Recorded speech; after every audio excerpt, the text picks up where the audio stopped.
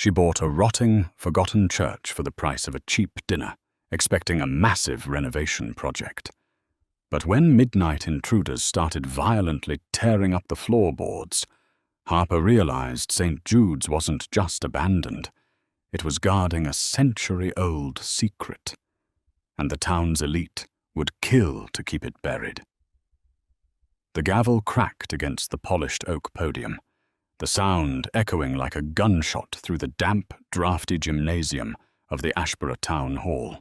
"Sold," auctioneer Vernon Tate grunted, wiping a sheen of sweat from his balding forehead. "To the young lady in the back, $200 for the St. Jude property."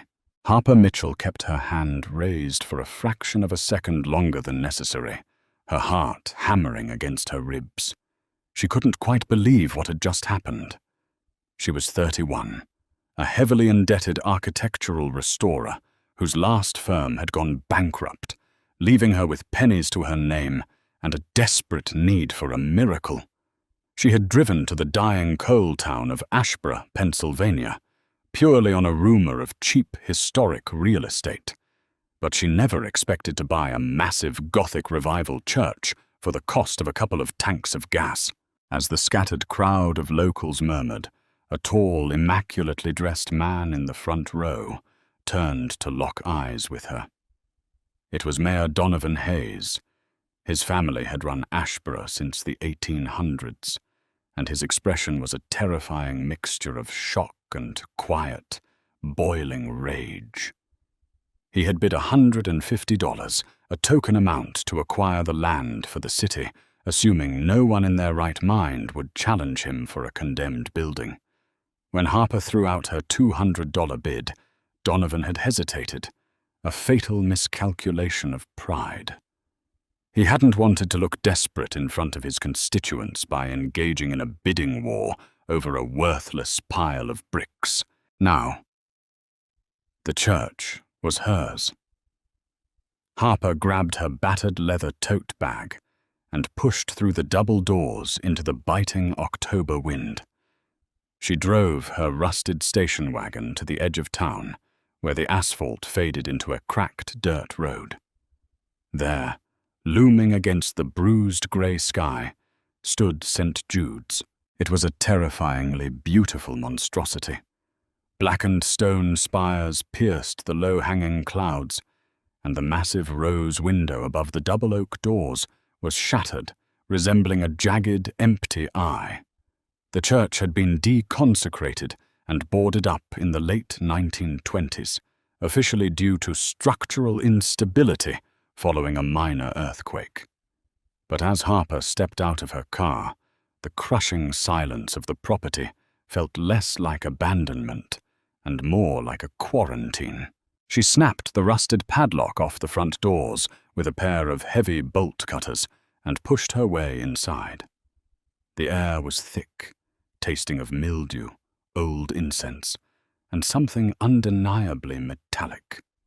Shafts of pale light pierced through the broken stained glass, illuminating an interior that was remarkably well preserved beneath an inch of dust.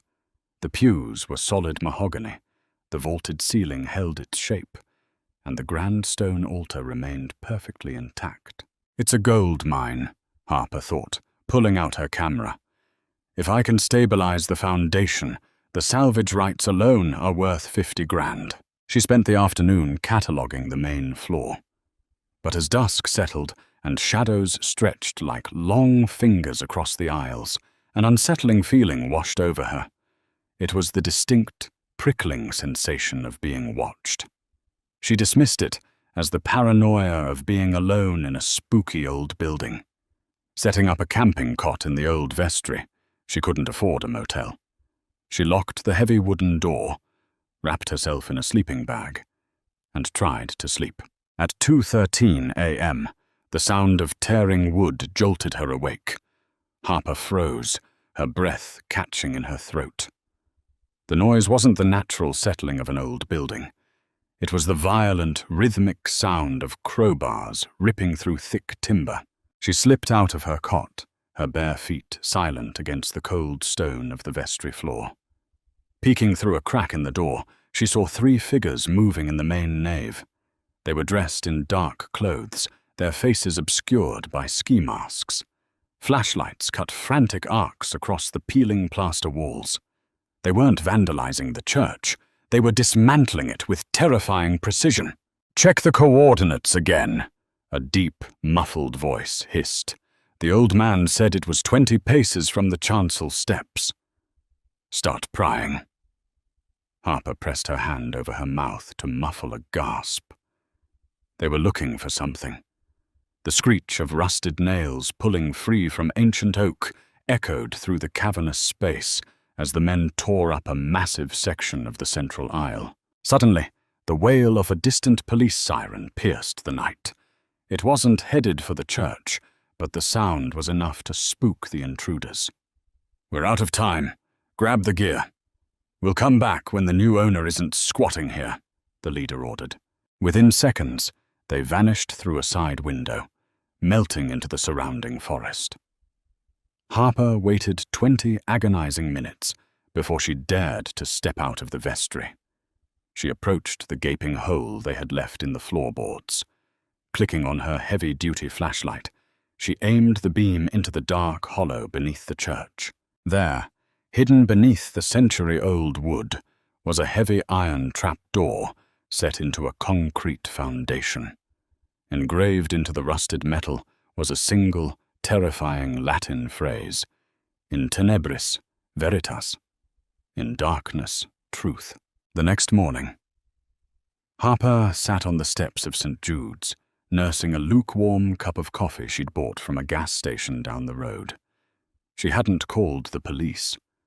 In a town like Ashborough, where Mayor Donovan Hayes essentially owned the police force, telling the authorities about a secret iron trapdoor felt like painting a target on her own back. Instead, she had spent the early hours of dawn doing research at the local library, cross-referencing property records. That was where she met Harrison Gallagher. Harrison was a retired archivist in his late 60s, with wild grey hair and eyes that darted nervously behind thick spectacles. When Harper had asked for the blueprints of St. Jude's, he had looked at her as if she had just asked for a loaded weapon. Now, Harrison's beat-up truck pulled up to the church. He stepped out, carrying a rolled-up tube of architectural drafts.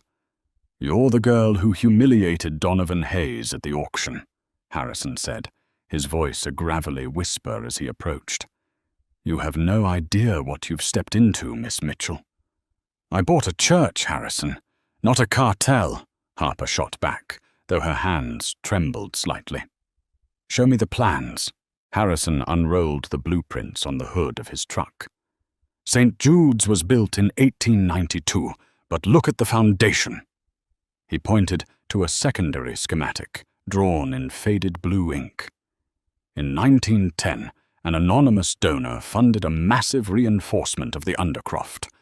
They poured concrete walls 3 feet thick. They installed industrial ventilation. Does that sound like a root cellar for communion wine to you? "It sounds like a bunker," Harper murmured. "It sounds like a vault," Harrison corrected. "Have you ever heard of the 1912 Ashborough Syndicate heist?"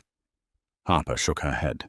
In the winter of 1912, a train carrying $4 million in untraceable gold bullion, payroll for the steel barons, was derailed just outside this town, Harrison explained, his eyes scanning the tree line. The money vanished. The federal agents scoured the county for years, but found nothing. The local sheriff at the time who led the investigation, William Hayes, Mayor Donovan's great-grandfather. The pieces violently snapped together in Harper's mind. The cheap bid at the auction. The intruders tearing up the floor exactly 20 paces from the chancel. "The gold is under the church," Harper whispered, "and the mayor knows it." "His family has probably known for a century," Harrison said grimly.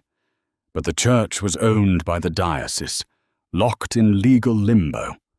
Father Sullivan, the last priest here, refused to let anyone dig.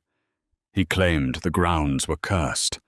When the diocese finally went bankrupt last month, the town seized the deed for unpaid taxes. Donovan thought he could just scoop it up quietly at a public auction. Until I bid $200, Harper said, a chilling realization washing over her. A sleek black Lincoln town car crunched onto the gravel driveway, interrupting them. Harrison went pale, rolled up his blueprints, and quickly backed away. Trust no one, Harper, especially not him. He hurried to his truck and sped off just as the Lincoln's doors opened. Mayor Donovan Hayes stepped out. In the harsh daylight, his tailored suit looked dangerously out of place against the rotting backdrop of St. Jude's. He offered a smile that didn't reach his cold, calculating eyes. "Miss Mitchell," Donovan purred, stopping a few feet from her. "I hear you had a bit of a break-in last night. Such a shame. This old neighborhood attracts vagrants." "Word travels fast, Mayor. I didn't file a police report," Harper said, keeping her posture rigid. Donovan chuckled, adjusting his silk tie. "I keep a close eye on my town. Look, I'll get straight to the point. You're in over your head. The foundation is toxic, the roof is caving in, and it's completely unsafe. I am prepared to write you a personal check right now for $50,000. You take the money, you drive back to wherever you came from, and you start a nice, comfortable life." $50,000. It was more money than Harper had seen in 5 years. It would clear her debts. It would save her career. But as she looked at Donovan, she saw the faint, desperate twitch in his jaw. He wasn't trying to help her. He was trying to buy her silence. "The property is not for sale, Mayor," Harper said, her voice steady. "I have a lot of work to do." Donovan's smile vanished. The mask of the benevolent politician slipped, revealing something deeply ruthless beneath. "Ashborough is a very unforgiving place for outsiders, Miss Mitchell. Accidents happen in old buildings. Floorboards give way. People fall. Consider my offer. It will not be extended again." He turned on his heel, got back into the Lincoln, and drove away, leaving a cloud of dust in his wake. Harper didn't waste another second. She ran back inside the church, grabbed her heavy crowbar and a high-powered lantern, and marched to the hole in the floor. She wedged the crowbar under the rusted iron ring of the trapdoor. It took every ounce of her strength, her muscles screaming in protest, but with a sickening groan of metal, the heavy door heaved upward, revealing a dark, stone-carved staircase spiraling down into the earth. A blast of cold, stale air rushed up to greet her. Harper clicked on her lantern and began the descent. The stairs were slick with condensation. After about 30 feet, the narrow stairwell opened up into a massive, subterranean tunnel. Harrison was right. The walls here weren't rough dirt. They were reinforced with heavy steel beams and poured concrete, riveted with industrial bolts. As she walked deeper into the tunnel, the silence grew heavy and oppressive. The beam of her lantern cut through the darkness, illuminating old wooden crates, rotting canvas bags, and rusted pickaxes discarded a century ago. Suddenly, her boot kicked something hard. It rolled across the concrete floor with a hollow clatter. Harper lowered the light. It was a human skull. She stumbled backward, a gasp ripping from her throat. As she stabilized her light, the rest of the gruesome scene came into view.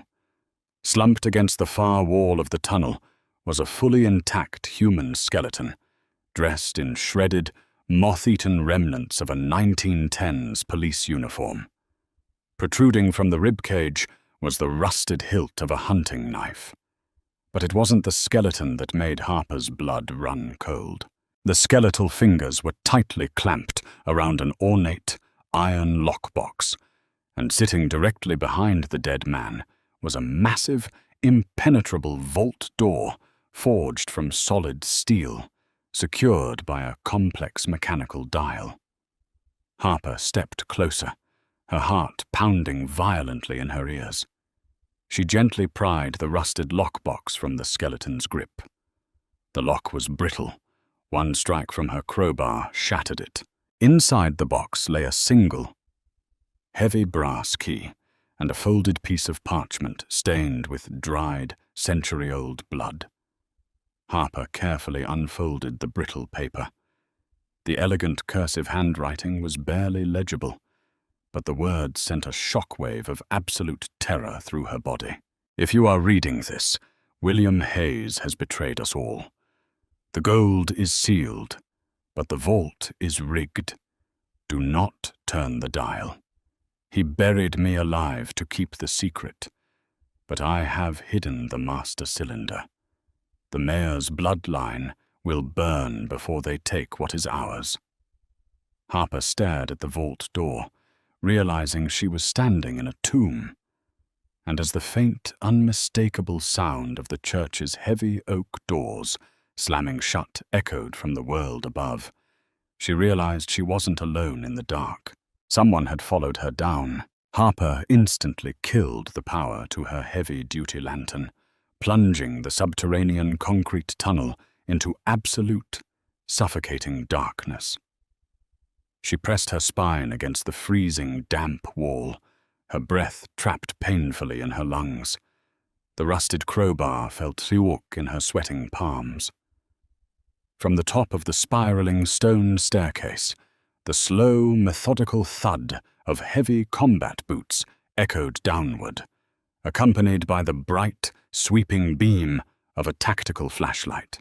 "You really should have taken the $50,000, Miss Mitchell," a raspy, cigarette-stained voice called out.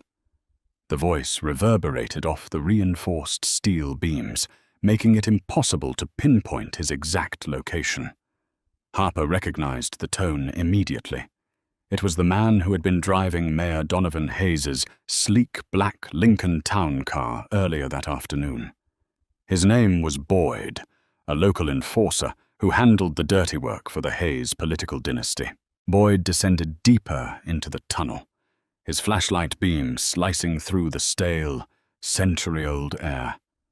The light narrowly missed Harper, illuminating the sprawling dust motes and the rotting wooden crates stacked haphazardly along the corridor. She closed her eyes, trying to control the violent shaking in her limbs. She was trapped 40 feet underground, with an armed man, a dead body, and a fortune soaked in blood. "The mayor is a very patient man, but even he has his limits," Boyd continued, his footsteps crunching softly against the loose gravel. "He knew someone would eventually pry up those floorboards. That is why I have been watching the property since the moment the gavel fell at the auction. You are trespassing on family legacy, little bird." Harper knew she could not outrun him. The only exit was the staircase he was currently blocking. Her eyes slowly adjusted to the peripheral darkness. She remembered the layout of the tunnel from the brief moment her lantern had been illuminated. To her left, there was a stack of rusted pickaxes and heavy iron mining equipment left behind by the 1910 reinforcement crew. If she could cause a distraction, she might be able to slip past him or disarm him. She bent down with agonizing slowness, and her fingers brushed against a heavy, loose stone. With a swift, calculated motion, Harper hurled the rock deep into the far corner of the tunnel, far beyond the steel vault. The stone clattered loudly against a metal barrel. Boyd whipped around, his flashlight beam darting toward the noise, and the distinctive metallic click of a handgun being cocked echoed in the narrow space. "Who is back there?" Boyd barked, moving quickly toward the sound, his back momentarily turned to Harper. It was her only chance. Harper lunged forward from the shadows, raising the heavy crowbar with both hands. She swung it with every ounce of adrenaline surging through her veins. aiming not for his head, but for the hand holding the weapon. The iron bar connected with a sickening crunch. Boyd let out a roar of immense pain as the handgun flew from his shattered grip, sliding across the concrete floor and plunging into the darkness. Before Boyd could retaliate, Harper drove her shoulder into his chest, using her momentum to shove him violently backward. He tripped over the skeletal remains of the long-dead police officer, his head striking the heavy, solid steel of the vault door with a dull thud. Boyd slumped to the ground, completely unconscious. Harper stood over him, her chest heaving, the crowbar still raised defensively. When she was absolutely certain he was out cold, she scrambled to find his dropped tactical flashlight. Clicking it on, she bathed the grim scene in bright white light once more. She quickly retrieved Boyd's fallen pistol, slipping the cold weapon into the waistband of her denim jeans. Her immediate threat was neutralized, but she knew Mayor Donovan would not be far behind. She turned her attention back to the grim puzzle laid out before her. The skeleton, the vault, the blood-stained note. Harper knelt beside the remains. The uniform was shredded, but a tarnished silver badge still clung to the fabric. She wiped away the grime. It read, Josiah Higgins, Pinkerton National Detective Agency. Harrison's historical account of the 1912 Ashboro Syndicate heist flooded her mind. William Hayes, the town sheriff and Donovan's great-grandfather, had supposedly led the investigation into the stolen train payroll. But the note proved the horrifying truth.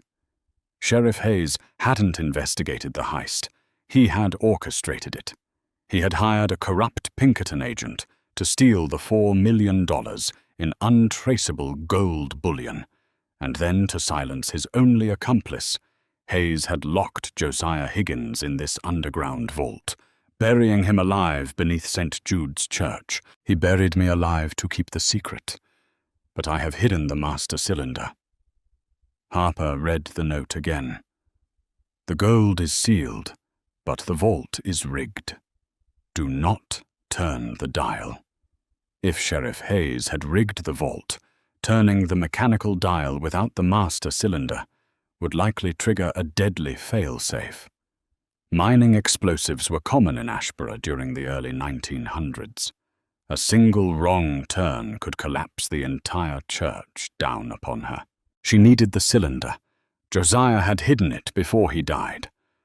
Harper systematically searched the area around the skeleton. She checked the rusted lockbox, finding nothing but dust. She checked the pockets of the ruined uniform, her fingers trembling as she brushed against brittle bone. Nothing. Panic began to claw at her throat. Where would a dying man hide the only key to his revenge? She stared at the massive, impenetrable vault door forged by the Mosler Safe Company. It was a masterpiece of 19th-century engineering. And then a realization struck her like a physical blow. Josiah hadn't hidden the cylinder in the dirt. He had hidden it in plain sight. Harper leaned close to the skeleton. Clenched tightly between Josiah's skeletal jaws, glinting faintly in the harsh flashlight beam, was a small, perfectly machined brass cylinder. He had swallowed it, or at least tried to, keeping it securely hidden within his own body to ensure Hayes would never find it. Suppressing a wave of nausea, Harper carefully extracted the brass piece. It was covered in dried residue, but perfectly intact.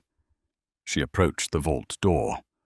Below the main combination dial, there was a tiny, almost imperceptible keyhole meant for factory resets. She slid the brass cylinder into the slot. It fit perfectly. Taking a deep breath, Harper inserted the heavy brass key she had found in the lockbox into the main latch. She turned the key, and a loud, satisfying mechanical clank echoed through the chamber. The internal tumblers shifted. The explosive fail-safe had been bypassed. She grasped the heavy iron wheel of the vault and pulled. With a sound like a groaning beast, the massive steel door slowly swung open, revealing the lost secrets of Ashborough. The interior of the vault was perfectly preserved, a hermetically sealed time capsule from 1912. The tactical flashlight beam illuminated row upon row of heavy canvas bags, many of which had rotted away over the century to reveal their contents. Stacked from the floor to the ceiling were hundreds of gleaming, perfectly cast gold bars. Each bullion piece was stamped with the official insignia of the United States Assay Office. The sheer volume of wealth was staggering. It wasn't just a fortune. It was an empire built on blood and betrayal. Resting on a small wooden table in the center of the vault was a leather-bound ledger. Harper opened it. The pages were filled with William Hayes's meticulous handwriting, detailing every bribe, every stolen shipment, and every murder he had committed to build the Hayes family fortune. This ledger was the absolute proof needed to destroy Mayor Donovan's corrupt legacy once and for all. "It is magnificent, isn't it?" Harper froze. The voice was smooth, cultured, and dripping with venom. She turned slowly to see Mayor Donovan Hayes standing in the tunnel entrance. He had bypassed the heavy church doors and silently descended the stairs. He was impeccably dressed in his tailored suit, but he was holding a high-powered hunting rifle, aiming it squarely at Harper's chest. Behind him, Boyd was beginning to stir, groaning in pain as he clutched his bleeding head. "I must thank you, Miss Mitchell," Donovan said, stepping carefully into the vault, his eyes wide with greed as the gold reflected against the flashlight beam. "My family has searched for the master cylinder for 4 generations. My great-grandfather tore this tunnel apart, but could never find where that wretched Pinkerton agent hid it. You have finally restored what rightfully belongs to my family." "It belongs to the federal government," Harper countered, subtly shifting her weight. She still had Boyd's pistol tucked into her waistband, hidden beneath her jacket. "Your great-grandfather stole this gold.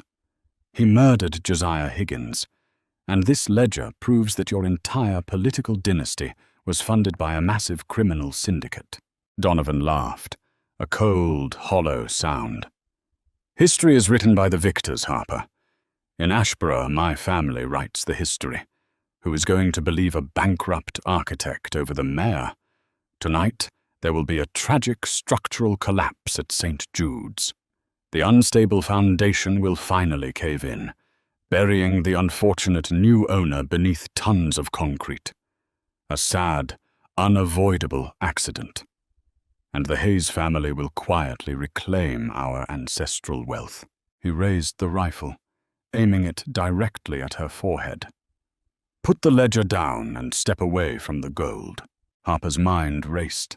She remembered the trap Josiah had warned about in the note. "The vault is rigged. Do not turn the dial." She had bypassed the explosive trigger by using the master cylinder to open the door, but the primary explosive mechanism, built into the main mechanical dial by William Hayes, was still active. If the dial was turned incorrectly now, while the vault was open, the spark would ignite the century-old dynamite buried in the tunnel walls. "You want the gold, Donovan," Harper said, her voice eerily calm as she took a calculated step backward, positioning herself near the heavy steel door. "Take it." She reached out, grabbed the main combination dial on the interior of the vault door, and spun it violently to the right. The loud, terrifying sound of gears grinding instantly filled the room, followed by a sharp, metallic snap from deep within the concrete walls. Donovan's eyes widened in sheer panic. "What did you just do?" "I triggered your great-grandfather's fail-safe," Harper shouted. A deep, rumbling vibration shook the entire subterranean chamber. dust began to pour from the ceiling. A terrifying, hissing sound echoed from the far end of the tunnel as the ancient mining explosives, volatile and unstable from a century of decay, began to detonate in a chain reaction. Donovan hesitated, his greed warring with his survival instinct. He looked at the mountain of gold, then at the crumbling ceiling. That momentary hesitation was all Harper needed.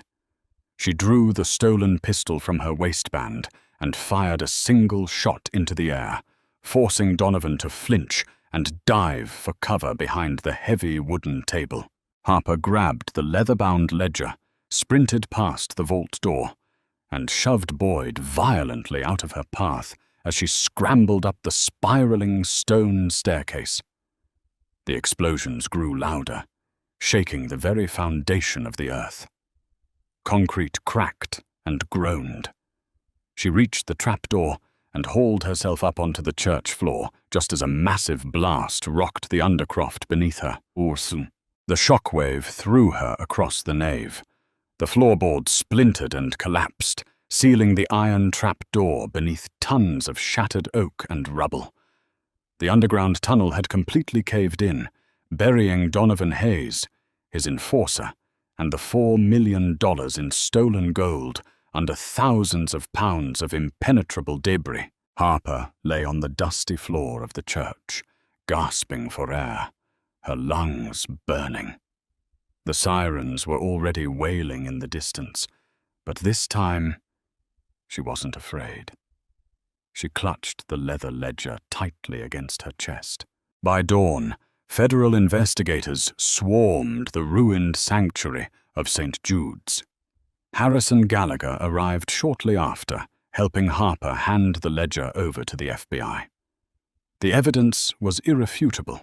The ledger not only proved the 1912 heist, but also contained enough historical financial records to completely dismantle the Hayes family empire, freezing their assets and exposing a century of political corruption. Harper Mitchell didn't keep the gold. It was heavily buried and technically federal property. But she didn't need it. The government awarded her a massive historical recovery bounty, more than enough to pay off her debts and fully restore St. Jude's. The abandoned, rotting church was soon transformed into the Ashborough Historical Museum, a beautiful, towering testament to the truth. And in the center of the main hall, beneath the glorious, newly repaired rose window, stood a plaque dedicated to Josiah Higgins, the man who waited 100 years in the dark to finally see justice done. If you were captivated by this heart-stopping journey from a desperate architect to the woman who brought down a corrupt dynasty, please hit that like button. We release thrilling, true-to-life mystery stories just like this one every single week. Do not forget to subscribe to the channel and ring the notification bell so you never miss out on our hidden treasure dramas. Share this video with your friends to see if they could survive the terrifying secrets of St. Jude.